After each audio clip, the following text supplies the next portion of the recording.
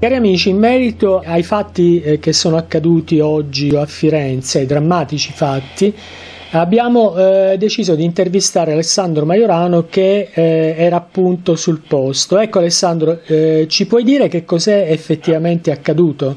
È accaduto una cosa che stavo aspettando da tanti anni finalmente.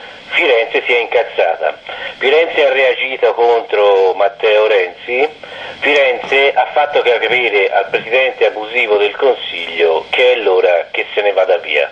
Tutto è successo ieri quando è arrivato da parte della Questura, ma secondo me l'ordine l'ha dato Renzi e Nardella, l'out-out al fine che questa manifestazione pacifica non venisse fatta. Giustamente chi ha organizzato questa manifestazione pacifica si è arrabbiato perché ha capito il motivo di questo no di Matteo Renzi e del sindaco Nardella, e oggi in piazza San Marco c'era un sacco di persone, migliaia di ragazzi, giovani, anziani che volevano protestare pacificamente per questa riforma del 4 dicembre al referendum costituzionale.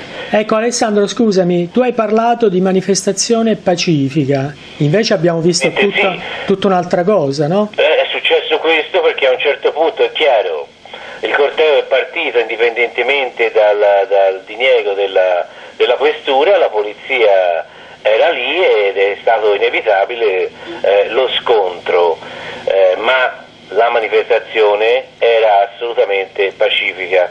Secondo me è diventata violenta perché qualcuno ha voluto che diventasse violenta, ma la cosa positiva è una sola: finalmente anche Firenze si è rotta le scatole di questo dittatore. Io sono convinto che questo sarà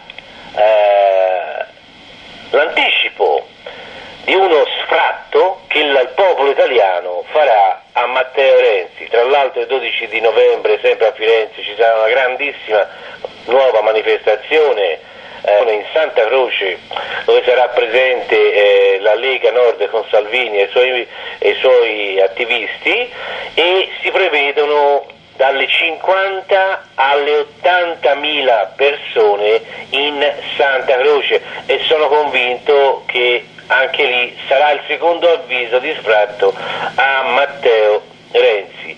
Ma io ti ridico, ho 55 anni, erano 30 anni che non vedevo una azione del genere da parte dei fiorentini.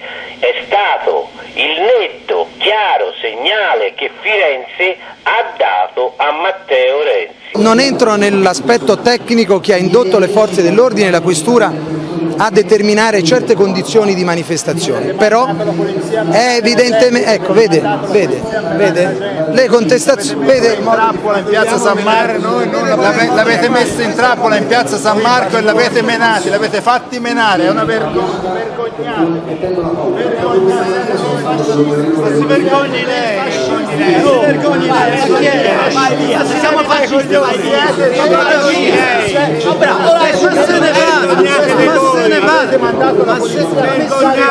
ma non le piace la Leopoldo, se ne va, non le piace la Leopoldo, non le piace, se ne va, avete fatto piccare, ma avete fatto chi?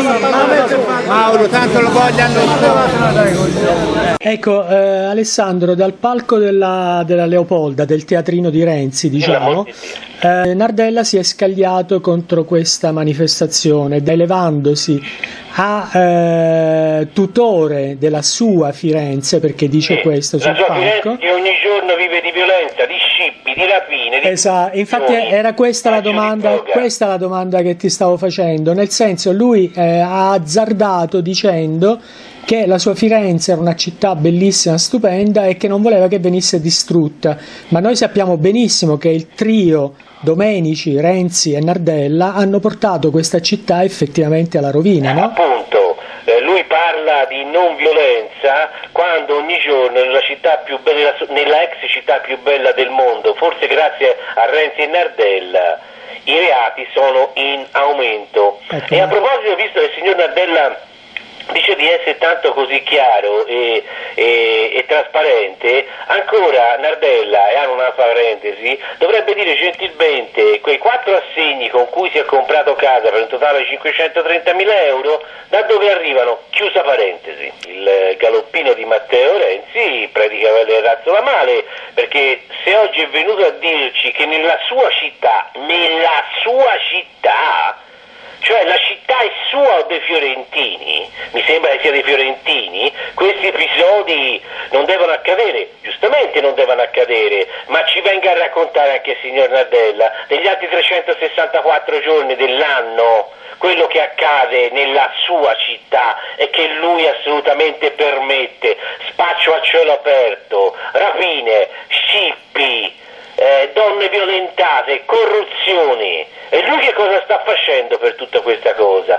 Chiacchiere, discorsi. No, ma anche per quanto riguarda le strade o le piazze storiche, per esempio Piazza Mercato Centrale, noi ce l'abbiamo qui. Certo, o come altre per far mangiare gli amici degli amici. Esatto. Questo è la lobby Renzi-Nardella. Cioè questa è la distruzione di Firenze. Un chiaro segnale al pupazzo di Palazzo Chigi: te ne devi andare, i tuoi discorsi, le tue bugie oggi non attaccano più. Ecco Alessandro, per concludere ti volevamo chiedere, abbiamo saputo che al tuo avvocato, l'avvocato Taormina, è arrivato un messaggio da parte di Renzi, no? In merito... È arrivato un fax da parte di Renzi e da parte dell'avvocato di Renzi Bagattini, dove il signor Matteo Renzi dice che l'8 di novembre 2016 non può essere in tribunale per